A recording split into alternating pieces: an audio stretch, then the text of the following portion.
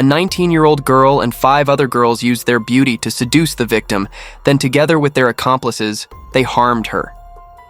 This is the 6 Evil Women of Shenzhen case that shocked China, Hong Kong, Macau, and Taiwan.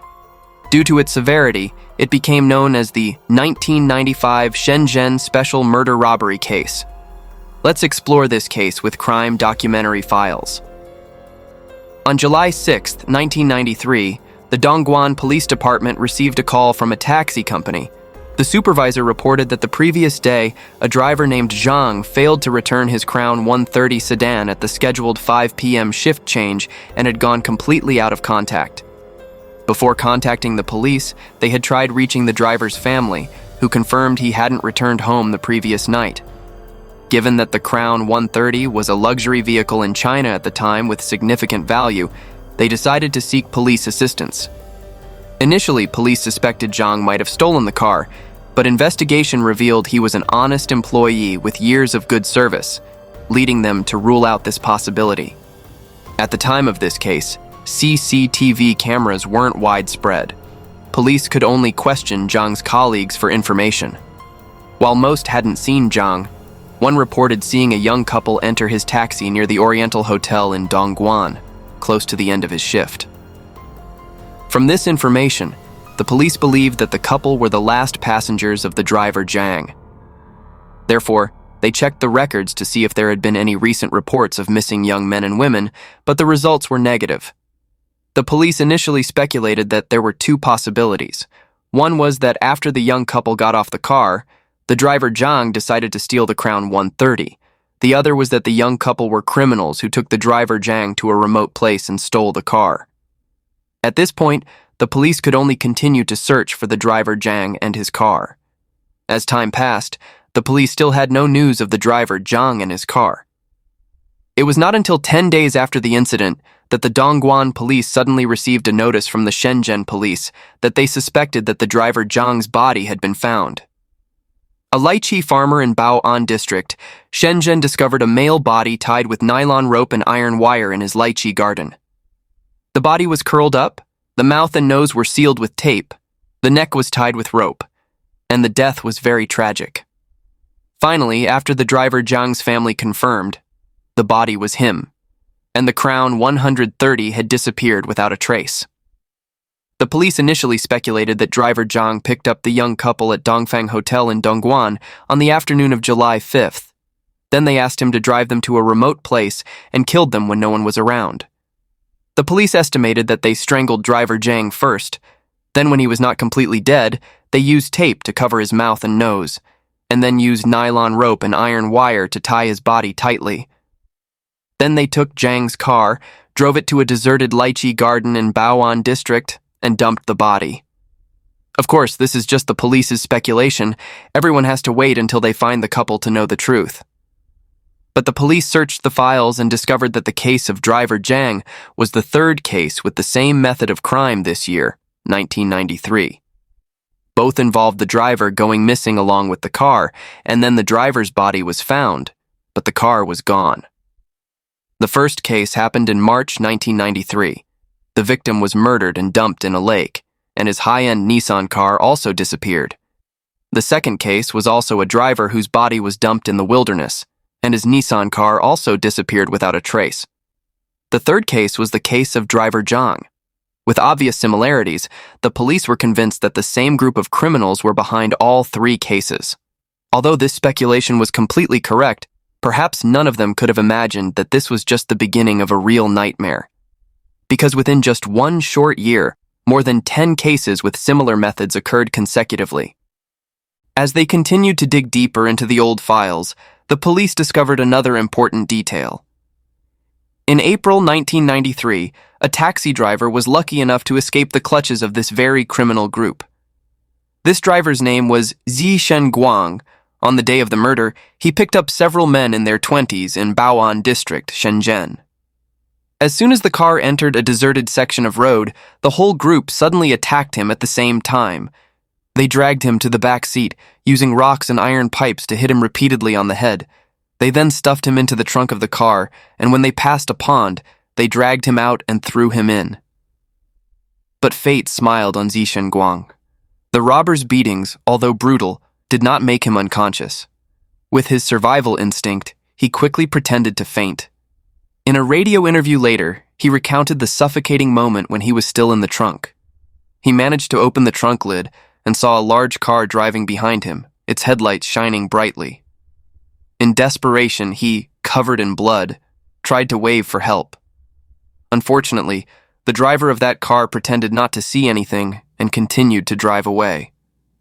Fortunately, thanks to his successful fake death, Zhang escaped the clutches of death and crawled out of that cold pond. From this, the police could tell that if these 4 cases were all committed by the same criminal group, they could determine that their criminal organization consisted of a group of young men in their 20s. But they also knew that this information was actually of little use, because the most difficult thing to solve these cases was the social structure of China at that time. In the 1970s and early 1980s, China began to gradually implement reform and opening up. People from different provinces and cities flocked to Beijing, Shanghai, Guangzhou, and Shenzhen to seek opportunities. As a result, the population in these 4 cities was highly mobile. Although the Chinese government at that time had stipulated that people from other provinces entering and leaving Shenzhen needed to obtain temporary residence cards to record their entry and exit from Shenzhen, in reality, no one strictly enforced this. Therefore, the police had no way to verify the information of the young couple or group of young people. The only thing they could do was to track down the 4 missing cars. Although the license plates were easy to change, in fact, each car had a separate engine number. When registering a car, the engine number was required, so if these cars were re-registered, the criminals could be traced back. But Shenzhen police searched all over the used car market in Shenzhen without finding these cars. They believed that the criminals had taken the cars out of Shenzhen. While the police were at a loss with these cases, the criminals struck again. Less than a month after the discovery of the body of the driver Zhang, on August 18, 1993, the Shenzhen City Police Department suddenly received a request for assistance from another government agency. This agency was the Longgang District Finance Bureau. They reported that the director's driver had suddenly disappeared along with his car. At 7 p.m. on August 17th, after taking the director to the airport, he was supposed to pick up the director's wife at 10 a.m. after she finished her meeting, but the director's wife waited until 12 p.m., and still did not see the driver. The next day, the driver's family went to the finance bureau to look for him and learned that the driver had gone missing after taking the director to the airport at 7 p.m. the night before. The police were very worried about the driver after receiving the report, because his fate was likely similar to the 3 drivers in the previous cases. Sure enough, a week later, the driver's body was found in a sewer on the side of the B10 section of the highway. However, this case had one difference from the previous 3. In the previous 3 cases, the victims were all taxi drivers and the missing vehicles were all taxis. The police believed that the criminals had changed their target, no longer targeting taxi drivers, as the victim in this 4th case was an ordinary private driver. 1 month after the 4th case, in September 1993, the 5th case continued to occur. This time, the victim was a senior executive of a large company in Shenzhen. On the night of the disappearance, the victim drove from his hometown in Jiangxi to Bao'an, Shenzhen. After returning home, he had finished eating and originally planned to rest, but because he had just driven a long distance and was covered in dust, he decided to wash his car so that it would be more convenient to meet the guests the next day. Unfortunately, after washing the car, the victim never returned. Until 5 days later, like the other victims, his body was discovered in an orchard in Xi'an Town, Bao'an District. Of course, the victim's new car also disappeared without a trace. This case was the 5th case with the same method of crime that the police discovered. After that, 10 more similar cases occurred, of which 7 victims had no bodies found, and their cars had all disappeared. In addition to these common points, the police also discovered that the locations where the victims were murdered were mostly in Shenzhen's Bao'an district, mainly concentrated in 3 areas: Bao'an Airport, Shangkun Airport, and Xi'an Airport. Moreover, most of the victims arrived or left from Shenzhen Airport. In addition, the criminal's target was very clear, only targeting luxury car drivers. The most expensive car was a Mercedes S560 worth 780,000 yuan at that time. By 2022, the latest S560 would cost at least 2 million. One can imagine how rampant these criminals were. For a while, all drivers in Shenzhen felt insecure. They did not dare to stop their cars randomly on the road or pick up strangers. Even when they encountered police patrols, they did not dare to stop their cars for inspection because they did not know who the real criminals were. During the time these criminals committed crimes, they committed so many cases that the police felt helpless because there was no way to catch them.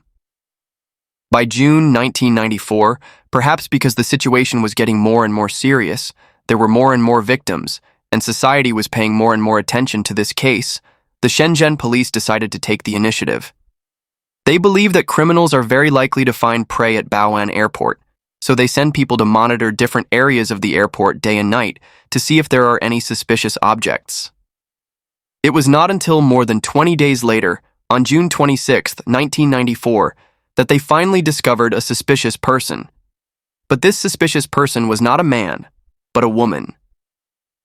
The police who were following her found her in the airport pickup area, talking to various private cars. After trying several cars, the woman finally got into a private car. At that time, the police had not yet decided to follow the first car. Just a moment later, they noticed that the woman returned to the starting point and continued her conversation with other luxury car owners. Not long after, she got into another car. This time, the police decided to follow her to observe the situation. However, after a short distance, the car seemed to have detected their surveillance and suddenly accelerated to flee.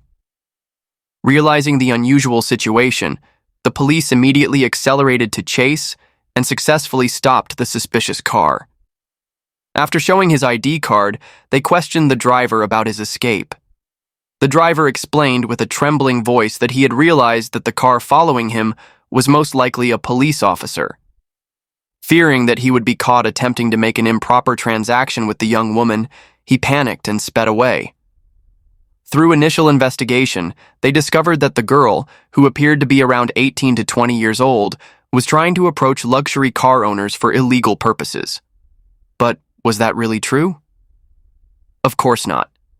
The police did not believe anything the girl said, because everyone knows that there is a method of committing a crime called fraud by having beautiful women use many reasons to lure victims, the simplest example being a date at a bar or a transaction that the victim cannot tell. After the victim falls into the trap, they will follow them to the designated location.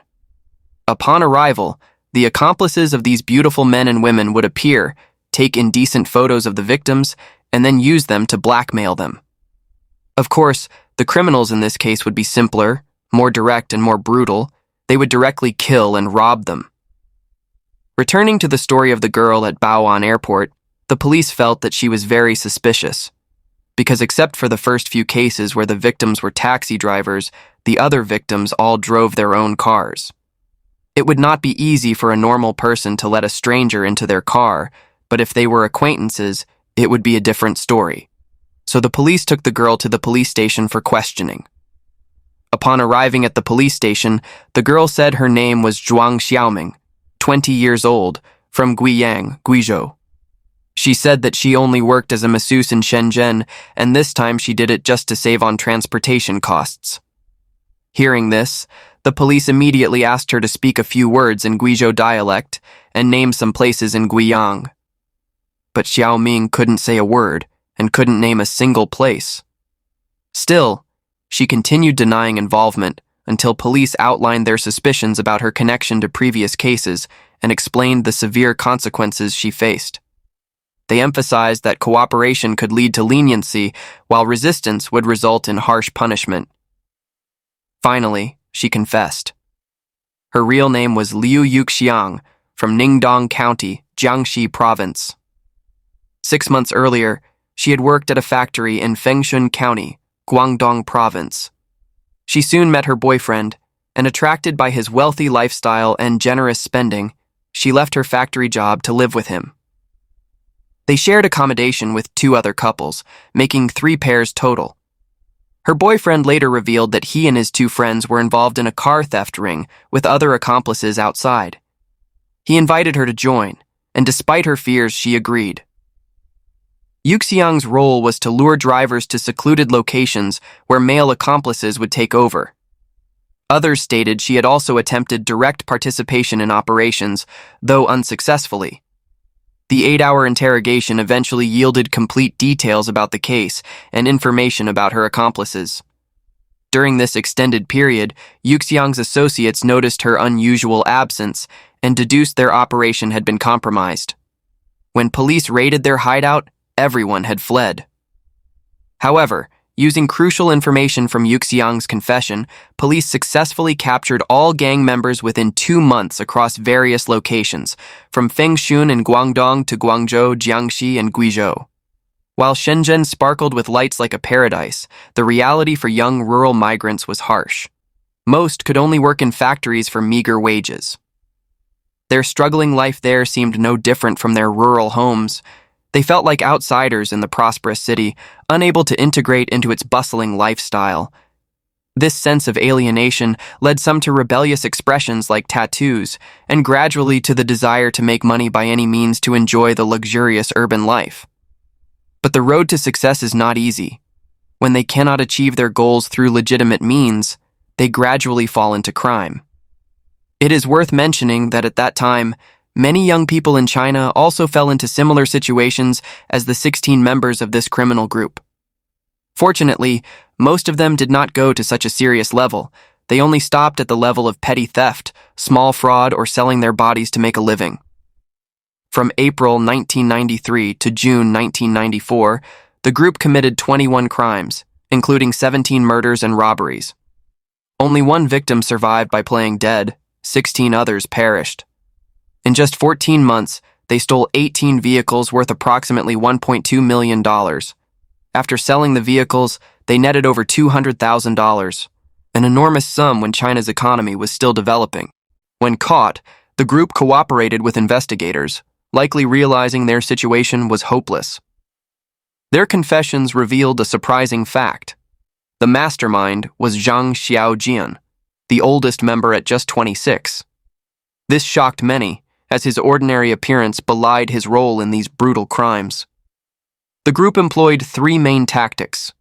The first method was simple but bold. Xiaojian and his accomplices targeted empty taxis, especially those without a net between the driver's seat and the passenger compartment. They asked the driver to take them to remote locations, then waited for the right moment to strike. The second method was more sophisticated, using women as bait. The idea came from the involvement of Hong Qiang, Xiaojian's girlfriend. In fact, in the first case at Dongfang Dongguan Hotel, the young lovers were Xiaojian and Hong Qiang. The irony was that at that time, Hong Qiang was completely unaware of her boyfriend's true nature. She became an unwitting link in the evil plan when she was picked up by Xiaojian. After the two got into Zhang's car, Hong Qiang was dropped off at her workplace, the Xinye Electronics Factory in Baoan District. Xiaojian then directed the driver to a night restaurant in Baoan Xincheng, where 3 other accomplices were waiting. Using the excuse of wanting to see the land, he asked the driver to continue driving. When they reached a deserted stretch of road, the 4 of them acted together, making Zhang the unfortunate victim in their series of crimes. After this incident, Xiaojian realized that it would be relatively easier if a woman hailed a taxi, and they could not only hail a taxi, but also target other luxury private cars. So Xiaojian told his girlfriend what he was doing and invited her to join him. Hong Qiang quickly agreed. Xiaojian then invited his younger sister and older sister to join. Later, they found 3 more women to join them. That was how the infamous 6 Evil Women group was formed. The first time they committed a crime, they sent Xiaojian's girlfriend Hong Qiang, older sister Xu Yun, and younger sister Xiaofan to seduce other drivers. The first victim was the senior leader of the big company mentioned earlier, who drove from his hometown in Jiangxi to Shenzhen and then went to wash his car. The 3 evil women stopped the victim on the road, then lured him to a hair salon. Of course, what was waiting for him were the criminals. The 6 evil women used this method to lure the victims. After they got used to it, they no longer needed 3 people to seduce them. Just one evil woman was enough. Among them, Xiaojian's girlfriend Hongqiang directly participated in 6 cases, killing 6 people and stealing 6 cars. Xiaojian's older sister Xiaojian participated in 5 cases, causing 5 deaths and robbing 5 cars. Zhang Xiaofan's younger sister, along with another evil woman Wen Yana, participated in 4 cases, causing 4 deaths and robbing 4 cars. Fu Limin participated in 1 case, causing 1 death and robbing 1 car. Liu Yuxiang, the first person to be arrested by the police, participated in 3 cases, but all 3 times were unsuccessful. How to lure those drivers? The police asked. I didn't lure them at all, it's very simple. When we got in the car, they asked us what we did for a living. Usually the driver would ask us what we did for a living. We said we worked in a restaurant. They asked us where we lived, was it a dormitory? We confirmed. Then when we arrived, we invited them to sit for a while, and they all agreed to go up. As soon as he saw us here, we all stared at his car, and he immediately braked and stopped. When the first 2 methods gradually became difficult to carry out, the criminal group switched to a third, more daring method, impersonating police officers. At this time, the case had shocked Shenzhen, and people all knew about the series of murders and disappearances of taxi drivers over the past year. As a result, taxi drivers became extremely vigilant, not daring to take strangers, and the tactic of using beautiful women to lure them was no longer effective. Xiaojian then came up with a daring plan. The group bought police uniforms, disguised their cars as police cars. They brazenly stopped cars on the road under the pretext of checking or requisitioning, then forced the drivers to drive to deserted places to commit their familiar crimes. However, murdering and robbing cars was only half of the crime chain. The rest was dealing with the evidence, the stolen cars. And this is where Xiaojian's hometown of Fengshun played an important role. This place is famous as a paradise of the black market for cars, the destination for most of the stolen cars from Guangdong province. There is a complete car repair system here, from repainting cars, converting taxis into private cars, to changing the license plates and even the unique engine numbers of each car. Not only that, they also operate a professional sales network, capable of distributing cars to different provinces and cities, helping to erase the traces of the stolen cars. The strangest thing is that when they arrive in other cities, these stolen cars can even be legally licensed and legally run on the road. Here's the full story of the case. A year after the case was solved, on October 25, 1995, the trial of one of Shenzhen's most brutal cases finally took place. In the dock, 16 defendants faced a series of serious charges: intentional murder, robbery, theft, and many other crimes. After the trial, the court issued a verdict. 14 defendants, including the mastermind Zhang Xiaojian, received the highest sentence: death penalty and lifelong deprivation of political rights. Liu Yuxiang, the first female villain to be caught, received a 20-year prison sentence and 5-year deprivation of political rights. Chu Jingwei, the mastermind behind the sale of the confiscated goods, was sentenced to 3 years in prison. Not accepting their fate, the 9 defendants filed an appeal. However, the appeal result had only one change. Fu Limin, who was determined to have only participated in a case with not too serious circumstances, had his death sentence reduced to a death sentence with a 2-year reprieve. All the remaining defendants had to accept the original sentence. It was a fitting end to a case that once shook the entire city of Shenzhen because of its brutality. This case left a profound lesson about the pursuit of happiness. No success built on the pain of others can last long. It is also a warning for those who are tempted by shortcuts in life. And that is today's case. What do you think about this case? Please share your thoughts in the comment section below. Don't forget to like, share, and subscribe so you don't miss other cases. Thank you for watching, and see you in the next videos.